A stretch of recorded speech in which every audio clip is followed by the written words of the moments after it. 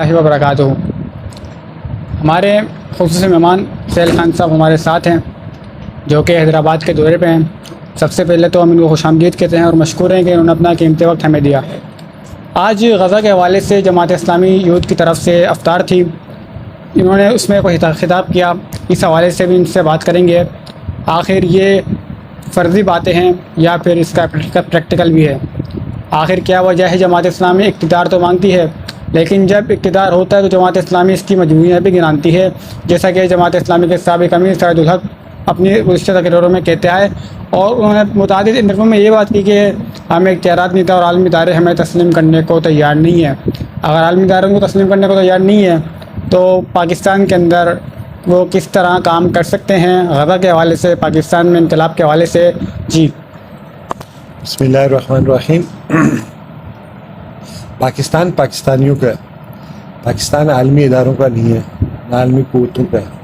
لہذا پاکستان کو وہی قیادت لیڈ کرنی چاہیے جو پاکستانی جس کو منتخب کرے۔ تو بدقسمتی سے پاکستان میں منتخب کوئی اور ہوتا ہے اور حکمرانی کسی اور کو دے دی جاتی ہے۔ حالیہ انتخابات اس بات کے غماز کہ ایک بڑی تعداد میں لوگوں نے ووٹ پی ٹی آئی کو ڈالا لیکن جیت پیپل پارٹی اور مسلم لیگ نون گئی۔ اسی طریقے سے جماعت اسلامی کے ووٹ بینک کو ایک دفعہ دوبارہ کاٹا گیا، کم کیا گیا۔ خود میرے حلقے میں ہمارا ووٹ جو 34,000 تھا اس کو 20,000 بنا کر پیش کیا گیا۔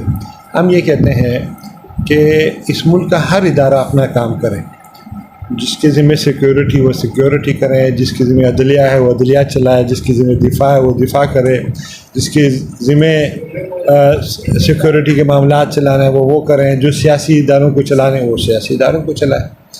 تو باقی جہاں تک بات ہے عالمی قوتوں کا جماعت اسلامی کو نہ ماننے کے حوالے سے، تو ہماری ان سے جنگ کوئی اپنی ذات کی جنگ نہیں ہے۔ ہم پاکستان کی جنگ ان کے ساتھ لڑ رہے ہیں، پاکستانیوں کی جنگ لڑ رہے ہیں، امت کی جنگ لڑ رہے ہیں۔ ہم یہ سمجھتے ہیں کہ اس وقت دنیا کو جس قانون کے تحت چلایا جاتا ہے وہ دنیا کو امن نہیں دے سکتا، دنیا کو سکون نہیں دے سکتا، دنیا کے معاشی مسائل کا حل نہیں ہے ان کے پاس، دنیا میں انصاف کا حل نہیں ہے ان کے پاس۔ بحیثیت مسلمان اور شریعت محمدی کو ماننے کے ناطے ہم یہ سمجھتے ہیں کہ وہ نظام ہمارے پاس موجود ہے۔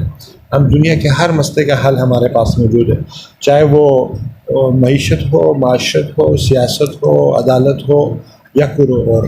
مغرب کو چاہیے کہ وہ مکمل طور پہ ناکام چونکہ ہو چکے ہیں، لہٰذا اب دنیا کی امامت سے پیچھے ہٹ جائیں اور یہ مسلمانوں کے لیے چھوڑ دیں۔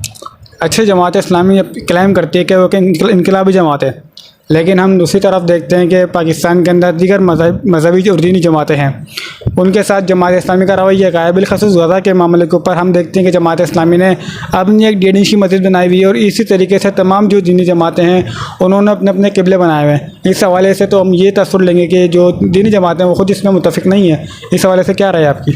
اچھا دیکھیں، دینی جماعت صرف جماعت اسلامی، باقی سب مذہبی جماعت۔ دین کا تصور دین کا صرف جماعت اسلامی کے پاس، باقی سب نے 1.5 انچ کی مسجد بنائی ہوئی ہے۔ کوئی شیعت کی بات کرتا ہے، کوئی بریلویت کی بات کرتا ہے، کوئی دیوبندیت کی بات کرتا ہے، کوئی اہل حدیثیت کی بات کرتا ہے۔ ایک جماعت اسلامی ہے جو ان سب کو اکٹھا کر کے لے کے چلتی ہے اور اتحاد کی بات کرتی ہے۔ جماعت اسلامی یہ کہتی ہے کہ ہم سب مسلمان ہیں، رب ہمارا ایک ہے، رسول ہے، قرآن ایک ہے، اس کے بعد ہمیں فرقوں میں نہیں جانا چاہیے۔ یہ تاثر میڈیا نے غلط طور پہ پھیلایا ہوا ہے کہ جماعت اسلامی شاید کوئی فرقے کی جماعت ہے یا جماعت اسلامی کوئی علیحدہ 1.5 انچ کی کوئی مسجد بنا رہی ہے۔ جماعت اسلامی تو ان سب کو لے کے چل رہی ہے، اسی لیے جو جماعت اسلامی مغرب کی آنکھوں میں جو ہے نا وہ قبول نہیں ہے کہ یہ سب کو اکٹھا کر دے گی۔ سمجھا نہیں؟ آج بھی جو یکجہتی ملی یکجہتی کونسل ہے تو لیاقت صاحب ان کو سیکرٹری جنرل ہے اس کے، وہی تمام فرقوں کو اکٹھا کر کے لے کے چل رہے ہیں۔ تو غزہ کے مسئلے پہ بھی میرے خیال میں سب سے زیادہ احتجاج ہم نے کیے ہیں۔ ہمیں کسی نے بلایا تو ہم گئے ہیں، ہم نے جن کو بلایا وہ آئے ہیں۔ اب کچھ اداروں کے کہنے پہ اگر وہ اپنی 1.5 اینٹ کی مسجد بنا رہے ہیں اور اپنے آپ کو پولیٹیکلی بھی جماعت اسلامی کے مقابل سمجھ رہے ہیں تو یہ ان کی خام خیالی ہے. جماعت اسلامی کا انٹرنیشنل جماعت ہے, انٹرنیشنل موومنٹ ہے, اسلامک موومنٹ ہے, جو مصر میں موجود ہے, جو ترکی میں موجود ہے, جو خود امریکہ کے اندر موجود ہے, جو ملیشیا میں ہے, جو جزائر میں ہے, تیونس میں ہے, عرب ممالک میں ہے, انڈیا میں ہے, پاکستان میں, بنگلہ دیش میں, افغانستان میں. اور سب ہمارا طریقہ کار مختلف ہو سکتا ہے, مختلف ناموں سے ہیں, لیکن کام ایک ہی ہے, اور وہ یہ ہے کہ اسلام کو پولیٹیکلی اقامت دین کی طرف لے کے جائے. اچھا, حال ہی کے اندر جو ہے غزہ وار یعنی نے کوئی اور رخ اختیار کیا ہے, اور پرسوں کی اطلاعات کے مطابق جو ہے اسرائیل نے یعنی کہ یو ایس کے حمایت یافتہ جو ایئر سروسز تھی اس پہ بھی حملے کیے ہیں. ساتھ ہی ہم دیکھتے ہیں کہ شام میں واقع ایرانی توسیع خانے پر بھی حملہ ہوتا ہے. تو یہ جنگ کس طرف جاری ہے اور اس کا آخر حل کیا ہے؟ اگر ہم عالمی اداروں کی بات کریں تو عالمی ادارے تو بالکل بے بس نظر آتے ہیں. آئی سی جے کی بات کریں تو آئی سی جے میں یعنی کہ ہیرنگ ہونے کے باوجود اسرائیل نے کھلے عام وہاں پر یعنی کہ جہادت کی.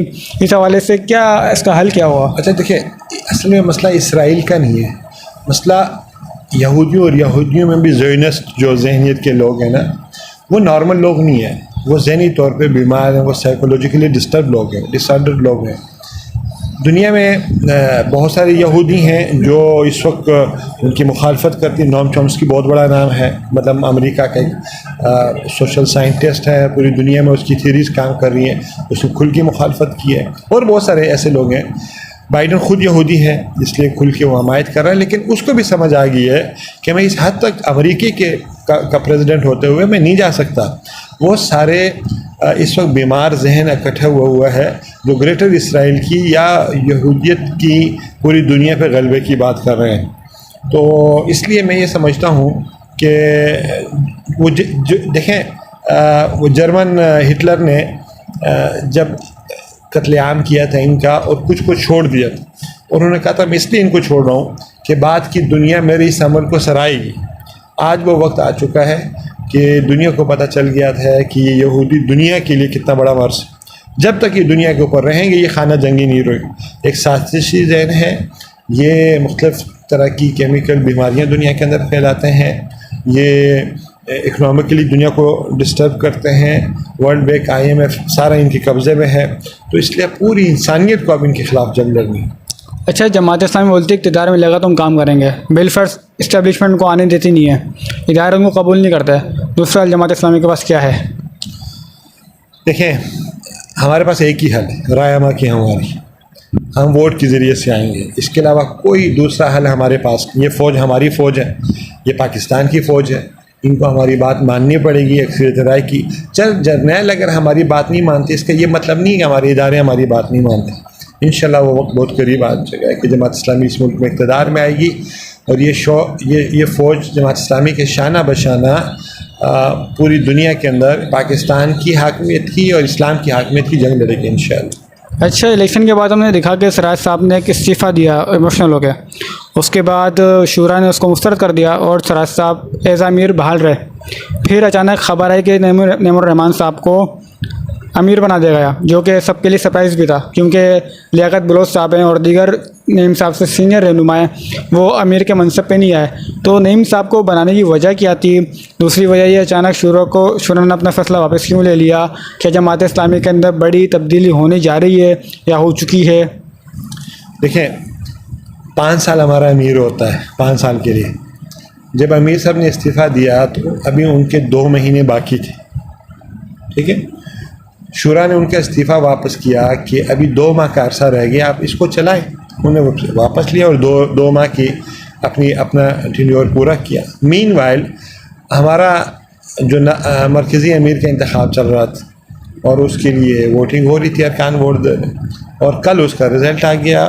مرکزی جو ہمارے ناظم انتخاب تھے انہوں نے اس کو اناؤنس کیا.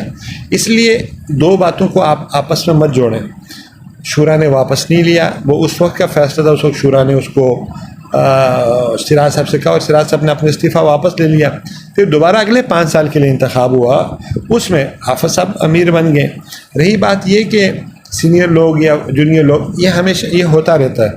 مطلب قاضی صاحب جب امیر بنے تو اس وقت پروفیسر خورشید صاحب, پروفیسر کیا نام ہے, वो प्रोफेसर गफूर साहब जैसे बहुत सीनियर लोग मौजूद थे, सलीमी साहब मौजूद थे, वो नहीं बने, कई साहब बन गए, यंगस्टर थे। इसी तरीके से मनवर साहब के बाद जब सिराज साहब बने तो उस वक्त भी लियाकत साहब भी मौजूद थे, खुर्शीद साहब भी मौजूद थे, बहुत सारे लोग मौजूद थे। लेकिन जमात इस्लामी में सीनियरिटी की बेस पे नहीं होता, सलाहियत की बुनियाद पे देखा जाता है, अरकान की अपनी एक अप्रोच होती है उसकी बुनियाद पे देखा जाता है। सो अरकान ने ये मुनासिब समझा कि उन 3 नामों में आफत साहब बेहतरीन है, दोनों मुंतखब कर लिया। पुराने अमीर ने उनको वेलकम कहा, उन्हें कहा फौरी तौर पर अलफ पढ़ें। जमात इस्लामी में ना कोई फ़र्द अपने आप को पेश कर सकता है, ना अपनी कैंपेन कर सकता है, उसके अखराज होता है, उसको फारग कर दिया जाता है। अच्छा, आप इस्लामाबाद में रहते हैं तो गज़ा के हवाले से इस्लामाबाद का माहौल कैसा है? क्या अरकान असम्बली किसी खौफ की बुनियाद पर चुप हैं या कोई और वजह है, या इस्टेब्लिशमेंट की कोई ऐसी मतलब कि जो तासुर पाया जाता है कि इस्टेब्लिशमेंट का एक नाम होता है कि पाकिस्तान के अंदर कुछ हो तो इस्टेब्लिशमेंट होती है, तो इस हवाले से क्या इस्लामाबाद के अंदर गज़ा के हवाले से क्या चल रहा है? आप क्या सुनना चाहते हैं? देखिए, जो अरकान पार्लियामेंट है वो मुंतखब नहीं है, ठीक नहीं, उनको तो आपको पता लाया गया है और इस तरीके से वो वही करेंगे जो उनको बताया जाएगा। तो इसलिए मेरे ख्याल में उनसे कोई उम्मीद रखना, पार्लियामेंट ने पहले जो कुछ किया हमें नहीं पता क्या किया था। कश्मीर का मतलब 5 अगस्त को क्या हुआ था, 2019 को हुआ था गालिबन, तो उस वक्त पार्लियामेंट ने क्या किया? उस वक्त तो इमरान खान की हुकूमत, पार्लियामेंट में शहबाज शरीफ साहब को कह रहा था कि क्या आप समझते हैं मैं जंग करूं, मैं हुक्म दे दूं फौज को? तो इसलिए ये जितने भी हैं XYZ, चाहे वो नवाज शरीफ है, चाहे इमरान खान है, चाहे पीपल पार्टी है, ये सब इन्हीं के तैयार करदा लोग हैं और इनसे कोई उम्मीद सिर्फ पाकिस्तान में इस्लाम, पाकिस्तान और पाकिस्तानी अवाम की अगर मजाज को समझने वाली और उस पर फैसले करने वाली जमात है और जरूरत रखी वो जमात इस्लामी। अच्छा, कल या परसों मुस्तफ़ा कमाल साहब ने सूद के हवाले से एक बात की पार्लियामान के अंदर, यकीनन आपके इल्म में होगा, इसको आप बता दें खुद क्या देखते हैं, ऐसा जमात क्या देखते हैं? मुस्तफ़ा कमाल की बात को हम संजीदा नहीं लेते, कोई और बात जी बहुत बहुत शुक्रिया। सर खान हमारे साथ मौजूद थे, इनसे माशाल्लाह बड़ी अच्छी गुफ्तगू रही, जमात का मौक़िफ़ जानने की कोशिश की और जमात की इंट्रा पॉलिटिक्स के हवाले से बात की। बहुत बहुत शुक्रिया। आज के व्लॉग का इख्तिताम करते हैं। अस्सलामु अलैकुम व रहमतुल्लाहि व बरकातुहू।